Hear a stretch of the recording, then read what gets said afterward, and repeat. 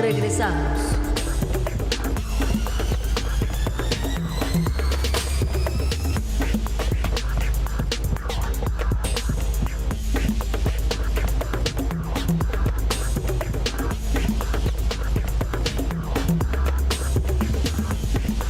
Estamos de regreso y le aprecio mucho a nuestros dos invitados esta mañana que estén aquí porque los hemos convocado para escucharlos en su revisión, en su análisis, con la información que puedan compartir como periodistas que son, periodistas que han dedicado buena parte de su trabajo a la investigación sobre el crimen organizado y los grupos criminales en México y han publicado cosas pues muy fuertes ambos. En el caso de Ricardo Ravelo, a quien saludo y le doy la bienvenida, pues ha escrito, entre otras cosas, Los narcopolíticos, El amo de Jalisco, un gobierno con estructura criminal, en fin, una lista importante de trabajos periodísticos que has publicado, Ricardo, y que, bueno, pues forman parte de tu trayectoria, que ahora estamos aquí, como siempre, reconociendo. Bienvenido al programa, buenos días. Buenos días, Carmen, es un placer estar en tu espacio. Igualmente, Ricardo, que estés aquí, y gracias a José Luis Montenegro, entre otras cosas, autor de Narco Juniors, Los herederos del poder criminal, escribió también Los Chapitos, radiografía criminal de los herederos del cártel de Sinaloa, y bueno, pues otras cosas que has publicado, José Luis, y que te aprecio estés aquí para analizar y compartir pues lo que ambos puedan aportar a esta discusión nacional sobre el caso de Jalisco, el caso Izaguirre, el rancho Izaguirre. José Luis, buenos días y bienvenido. Carmen, Ricardo, un gusto estar con ustedes. Un abrazo y un saludo al auditorio. A los dos, gracias. Te propongo, Ricardo, arrancar la conversación. Es Jalisco el foco de atención, es el fiscal Gertz que dice omisiones múltiples ahí en Jalisco y todo lo que estamos viendo aquí. ¿Cómo ves las cosas, Ricardo Ravelo? Bueno, pues es un verdadero escándalo ya evidentemente internacional a partir de este hallazgo, este descubrimiento que hizo un colectivo de Jalisco con todas las evidencias que ya conocemos, pero lo que llama poderosísimamente la atención es el silencio oficial que encubrió durante muchos años las operaciones de exterminio, reclutamiento de jóvenes, torturas. Ricardo, te voy a interrumpir, ¿sabes? Porque hay un zumbido ahí que está encimándose en tu voz, un poco molesto y no estamos escuchándote como debe ser. Entonces déjame tener un momento para escuchar de nuevo tu voz en un instante. Vamos a cortar y a reconectar la comunicación para escuchar bien a Ricardo Ravelo y pues damos unos segunditos para que esto ocurra. Y aprovechando el viaje, José Luis Montenegro, a ver, estamos frente a todo esto, en lo que estamos conectando de nuevo, Ricardo. ¿Cómo estás viendo las cosas, José Luis, este panorama? Gracias, Carmen. Yo creo que es respecto al reclutamiento forzado, yo creo que es el caso más notable. Evidentemente, el cártel Jalisco Nueva Generación se confirma en marzo de este año el hallazgo de este rancho Izaguirre, aunque con antecedentes de que ya había habido diferentes indagatorias del gobierno estatal en esta zona, en Teuchitlán, Jalisco, a solo 1 hora de camino saliendo de Guadalajara capital. Sorprende que haya sido precisamente en este predio, con tantas versiones encontradas, el lugar donde hallaron pues más de 200 pares de zapatos, mochilas, cartas, fotografías y otros objetos que pertenecían presuntamente a personas desaparecidas. También constatan que se encuentran pues algunas esposas y decenas de figuras de la Santa Muerte, lo cual también confirma que estos personajes, sean del crimen organizado o no, sean del cártel Jalisco Nueva Generación o no, se dedican también a la santería, ¿no? También, según estimaciones, pues en este predio se habrán incinerado aproximadamente a 1,500 personas. En verdad es un caso alarmante. Es una violación flagrante no solamente a los derechos humanos, sino un reclutamiento de personas, en este caso jóvenes, que fueron captados por diferentes redes sociales, por algunos de los criminales, para obedecer a esta organización liderada por Nemesio Ceguera Cervantes, el Mencho. Nos encontramos en verdad con un caso aterrador en la que las personas fueron despojadas de su ropa, fueron reclutadas y fueron de alguna manera también lanzadas al ruedo como futuros sicarios en esta organización. Me parece que ahora vamos a ver diferentes destellos de las versiones oficiales. Recordemos el video que salió hace unos días, adscrito o atribuido al cártel Jalisco, en la que un grupo de sicarios también contradecía de alguna manera la versión oficial de las madres buscadoras asegurando que ellos se manejan y se rigen con principios. Entonces, me parece también que hay otra narrativa que apela más a un golpeteo por parte del propio Estado para establecer una versión oficial, no una verdad histórica ante estos hechos. Por allí, uno de los comentarios rescatar que hicieron en el buzón de quejas o buzón de sugerencias aquí en Aristegui Noticias, hablaban sobre el programa social de Jóvenes Construyendo el Futuro. Pues también valdría la pena hacer un recuento y un análisis detallado de esto, Carmen, porque si bien prometieron en campaña, en el caso de López Obrador, sacar a los jóvenes y arrebatarles a los jóvenes al crimen organizado, es decir, que ellos no se enfilaran o no se enlistaran en estas organizaciones criminales, saber cómo fue el desglose, cuáles fueron los logros y el cumplimiento de estas métricas, porque vemos que probablemente los jóvenes hayan adquirido estas becas o apoyos del bienestar y a su vez fueron cooptados y también el crimen organizado les coqueteó para brindarles otro incentivo económico. De ser así, habrían sido 2 incentivos económicos los que los jóvenes habrían tenido simplemente para buscar una vida mejor. Entonces, vamos a ver si Claudia Sheinbaum, con esta, de alguna manera, presión también gubernamental de Estados Unidos, van a apelar a encontrar cuál es la verdadera verdad, ¿no? Diría, citando a Carlos Fuentes, de este caso tan emblemático como lo es Teuchitlán en Jalisco. Ni más ni menos, José Luis Montenegro. ¿Tenemos a Ricardo? A ver si lo tenemos. Bueno, efectivamente no se va a poder conectar de la forma que estaba conectado porque es el micrófono o la computadora que tiene la que tiene este zumbido. Entonces estamos buscando un enlace telefónico y ahora mismo regresamos con Ricardo Ravelo para escuchar su análisis. Y me quedo con lo que dices, José Luis Montenegro. Efectivamente, bueno, pues este caso ya se convirtió en caso central, ¿no? Es decir, el tema de las desapariciones en México es un tema de enormes dimensiones. Y en este punto, así como fue el caso Ayotzinapa, que se convirtió en el caso emblemático de desaparición de 43 estudiantes de la Escuela Normal Isidro Burgos de Ayotzinapa y se convirtió en el caso icónico, estamos hablando de que el caso del Rancho Izaguirre pues tiene características tan particulares como las que describes. Ahora, estamos relativamente con un tiempo corto, es decir, han pasado cosas de septiembre de 2024 para acá. Hubo acción del Ejército, acción de la Guardia Nacional, hay 10 personas detenidas, hay 2 personas que se rescataron secuestradas. Hay elementos, José Luis, que la Fiscalía General de la República, porque no veo cómo no la va a tener que atraer el caso, tendrá que investigar de inmediato. ¿Qué pasó con los primeros respondientes, ¿no? Es decir, el Ejército y la Guardia Nacional fueron los primeros que llegaron a ese rancho en septiembre 24, José Luis. Pero, ¿qué crees, Carmen? Que hay información todavía más atrás. Hablas de septiembre de 2024, pero es lo que se sabe.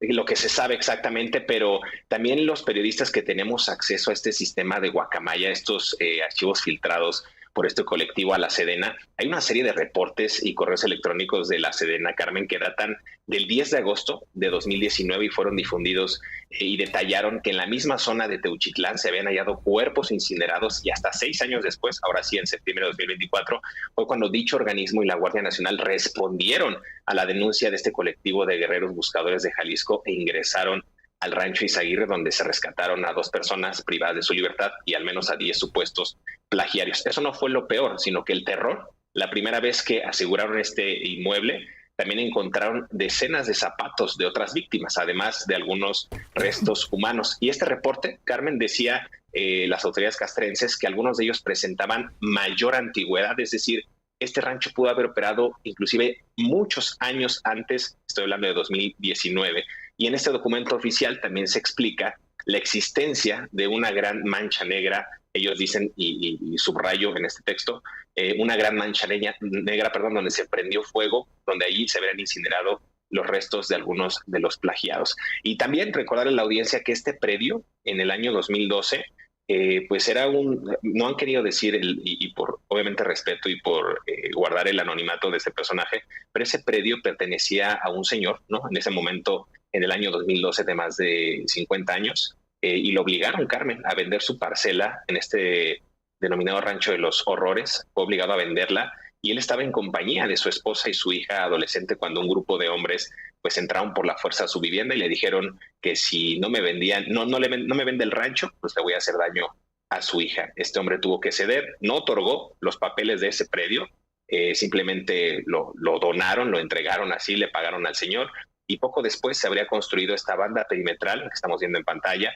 y la habrían colocado en el zaguán La Leyenda Izaguirre Ranch. De allí en adelante el trabajo estaba hecho, ¿no? El infierno tenía evidentemente como sede Jalisco, una entidad que vive el peor grado de la violencia. Yo lo he dicho en diferentes espacios, incluido Carmen, vive el peor grado de la violencia, que es el silencio, porque no hay nada que se pueda controlar en Jalisco sin la venia, sin la autoridad, sin el aval, sin la palomita, digamos, del cártel Jalisco Nueva Generación en colusión con las autoridades del Estado. Ricardo Ravelo, recuperamos la comunicación contigo. ¿Qué te dice todo esto, Ricardo? Mira, esto que narra José Luis, en efecto, el rancho tiene una historia que data del año 2012, en efecto. Hay omisiones de la propia Fiscalía de Jalisco, porque justamente un dato que es elemental para una investigación es primero conocer el origen del lugar, quiénes fueron los dueños, porque no es un solo dueño. Esto cambió de dueños conforme pasaron los años. Del 2012 a la fecha ha tenido como 3 dueños, pero lo último, es decir, lo más reciente, es por ahí del 2015, 2018, en el que se cambió la condición de predio ejidal a propiedad privada, se hicieron los registros y en el catastro municipal del lugar, y pero bueno, no se sabe si la persona o las personas que aparecen ahora como propietarios son los dueños reales o son testaferros. Pero bueno, esto se operó durante el gobierno de Aristóteles Sandoval, y posteriormente las autoridades a cargo del gobernador Alfaro. En el rancho, las operaciones de construcción de la barda que menciona José Luis, la banda perimetral, las áreas de castigo, las zonas donde llevaban a cabo torturas, etcétera, o en los entrenamientos, pues comenzaron entre el 2012 y el 2015. Estamos hablando del periodo gubernamental de Aristóteles Sandoval y de Enrique Alfaro. En todo este periodo, 2 sexenios, pues el rancho tuvo todas estas operaciones por parte del cártel de Jalisco, que se conocían ampliamente, de acuerdo con fuentes que yo consulté en el estado. Se conocían ampliamente por los lugareños, las autoridades, los policías, pero todo el mundo guardaba silencio porque estaban pues al servicio del cártel de Jalisco. Hay un personaje conocido como Gonzalo Gaitán, el Sapo, que fue uno de los primeros, de acuerdo con las investigaciones de la Fiscalía Jalisciense, que comenzó el reclutamiento de jóvenes, el entrenamiento de los mismos en el rancho, y obviamente los asesinatos, los exterminios y los entierros clandestinos. Este señor está detenido junto con su hermano. Su hermano se llama Abundio Mendoza Gaitán, conocido como el Güero. Este hombre operaba en la zona de Zapopan y posteriormente en Puerto Vallarta, y él está relacionado con el asesinato de Aristóteles Sandoval, una investigación que, por cierto, también fue muy desafiada por parte de la Fiscalía del Estado, porque el caso tenía elementos para que la Federación lo atrajera, pero lo mantuvo la Fiscalía de Jalisco y lo cerraron precisamente con pues un cúmulo de omisiones que son centrales, como la autoría intelectual del crimen y el móvil. Esto nunca se supo y creo que no se sabrá porque el caso está cerrado. Este señor Güero pues también habría participado en estas tareas de reclutamiento de jóvenes para entrenarlos, volverlos sicarios, halcones, vendedores de droga, etcétera. Toda una industria, toda una empresa criminal que operó bajo el silencio oficial. Pues ahí está este panorama. ¿Qué se podrá esperar al final de cuentas una vez que el foco de atención está centrado en este caso en específico, José Luis, Ricardo? La Fiscalía, bueno, pues a punto de atraer el asunto. Va a haber o está habiendo un recorrido en el rancho que fue anunciado ayer por el fiscal Gertz Manero y que pues en este momento entendemos que lo va conducir el fiscal de Jalisco. José Luis, ¿qué te dice todo esto? Pues vamos a ver si realmente esta investigación pues trae justicia para estas presuntas víctimas, ¿no? En el rancho Izaguirre, a manos del cártel Jalisco Nueva Generación. Recordemos que algunas de las omisiones que apuntó la Fiscalía Férrea Dura de Gertz Manero en contra de las principales deficiencias que hizo el reporte de la Fiscalía del Estado fue que no se cumplió con el debido registro de identificación de todo lo que se halló en ese predio, desde las prendas de vestir hasta el calzado. No se procesaron tampoco debidamente los vehículos encontrados, de los cuales 3 ya tenían un reporte de robo. No se dio tampoco intervención inmediata a la Fiscalía por los delitos de posesión y utilización de arma de fuego, y tampoco se hizo una inspección total y exhaustiva del lugar.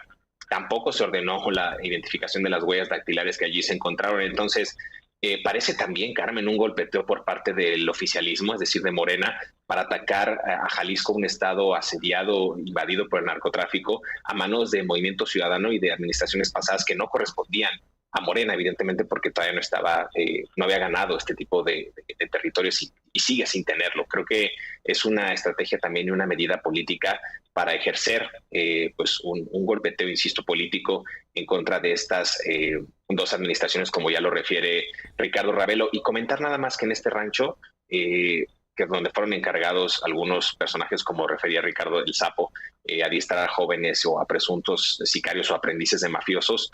También allí hay que mencionar que hay otra investigación que debe de ser atraída y vinculada en este caso, que es la desaparición y el asesinato de 5 jóvenes de Lagos de Moreno en agosto de 2023, porque este último hecho cuadra perfecto con las imágenes que han propagado y difundido las madres buscadoras de aquel video tan horroroso de cómo se aprecia que el cártel maniató un grupo y también le pidió a uno de ellos que asesinara a los demás secuestrados. Es decir, estos jóvenes fueron asesinados por uno de sus compañeros con una roca y después lo ultima a uno con un cuchillo, es decir, lo decapita. Entonces creo que esa investigación también debe de ser atraída, porque es un caso que está en vilo, que está en el aire, y que podría dar también con muchas de las respuestas, no solamente de personajes como Gonzalo Mendoza Gaitán, sino otros tantos como el que recientemente capturaron, ¿no? Luis Manuel Pelayo, mejor conocido como El Meño, este jefe del cártel Jalisco Nueva Generación en Autlán y Villa Purificación.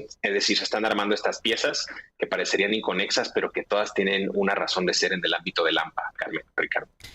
Nos vamos, Ricardo, ¿con qué te despides? Bueno, con todas esas evidencias, pues evidentemente que se pone en entredicho el mensaje que dio este grupo criminal, que apareció en un video difundido en redes sociales, donde descalifican pues todas las denuncias, las evidencias que hallaron las madres buscadoras en el lugar, y que obviamente pues es una descalificación, me parece, sin bases, y un discurso que pues se inclina mucho a apoyar al oficialismo. Llama la atención un dato que yo creo que es importante, que refiero yo en mi texto reciente publicado en Sin embargo. En el sexenio pasado se le dio mucho vuelo al tema de los programas sociales, precisamente los que estaban enfocados a evitar que el crimen organizado enganchara a jóvenes. La gran pregunta es, ¿qué pasó con ese programa? ¿Por qué a 6 años no tenemos resultados? ¿Por qué el crimen sigue reclutando a jóvenes, como lo ha reconocido la propia Secretaría de Gobernación, que es un fenómeno que no se ha detenido? Entonces estamos ante una posible falla de este programa. Para el gobierno federal esto operó exitosamente en todo el país, pero los hechos pues refutan tal versión oficial, Carmen. Pues seguiremos de cerca todo esto, y a los dos les aprecio mucho que estén en el programa. Estaremos en contacto y seguiremos hablando si ustedes me lo permiten. Por lo pronto, gracias por estar aquí, José Luis Montenegro, y hasta la próxima. Gracias, Carmen, un saludo. Ricardo Ravelo, muchísimas gracias. Y gracias a ti, Carmen, buenos días. A los dos, gracias, Ricardo y José Luis. Vamos a seguir de cerca todo esto, por supuesto. Veremos cómo fueron las cosas con este recorrido en el rancho Izaguirre en Jalisco, convocado por la autoridad federal y local de este estado de la República. Estaremos al pendiente para informarle, y por lo pronto, gracias por estar aquí esta mañana. Pásenla bien, un abrazo y hasta mañana.